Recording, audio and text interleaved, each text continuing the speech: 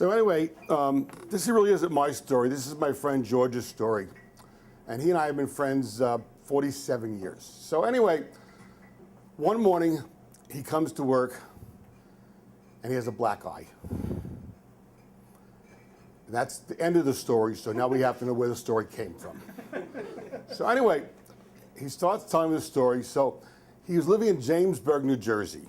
And his wife comes down the steps and she says, "Aren't you ready to go?" He goes, "The football game, the Eagles are playing the Giants," and he's a Giants fan. And she says, "Aren't you ready to go?" He says, "Go where?" "To my nephew Paulie's Holy Communion." He goes, "I'm not going." "You're going." "I'm not going." "You're going." "I'm not going." "You're going." And half hour later, he's in the car.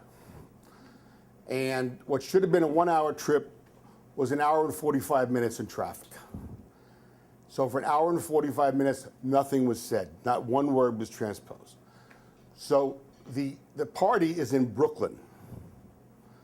And they arrive at the party venue, and it's this giant party factory type place. They walk in the door, and there's 5 easels standing up. Whoop, I hope I didn't break that. No, you're okay. Okay, there's 5 easels standing up with different names of different parties.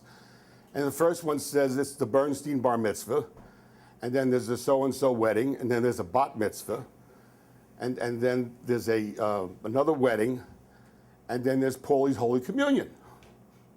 So everybody goes, all the people come in, there's 5 different parties going on at once, and they all have a different door to go in, but once you get in there, there was another door in each room, and each door led to this one common cash bar.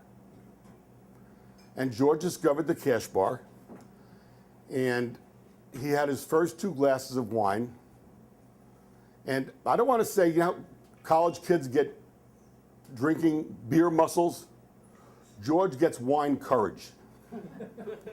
And wine courage, not that he's not a courageous guy anyway. He served in the military, he was in the Air Force, he was riding motorcycles for 35, 40 years, so he's a good guy and everything, but wine gives him a special kind of courage. So he has a few glasses of wine, he opens up the door to go back to the party, and everybody's gone, and they've been replaced with a whole different group. Then he figured out he went in the wrong door. And they're playing Hava Nagila, and George gets in the line and he's doing a horror dance.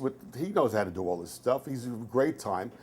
Goes back to the bar, goes back to the correct room, says hello to everybody, back to the bar, a couple more glasses of wine, opens the next door up, because now he's having fun. Opens the next door up, and they're announcing ladies' choice for dances, and one of the bridesmaids chose George to dance with, and he had a lovely dance, and he met a new person. Back to the bar, back to Paulie's Holy Communion, back to the bar again, a few more glasses of wine. Now he opens up the door, and you know, at a wedding, they throw the bouquet, and then they throw the garter. Well, George got there just in time to catch the garter. And now the bridesmaid who caught the bouquet is sitting on the chair. George is kneeling down in front of her, putting the garter on her leg. And she's saying, you know, everyone's yelling, "Higher, higher," and he doesn't really need encouragement at this point.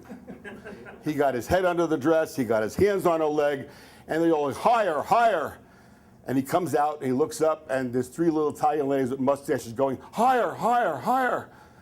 And again, he doesn't need encouragement, but he is going higher and higher and higher. And at this point, the gal looks down at him and says, "Are you with the bride or the broom's family?" And he goes, "I'm with Paulie's Holy Communion." Pow! And that's George's black eye. You got it?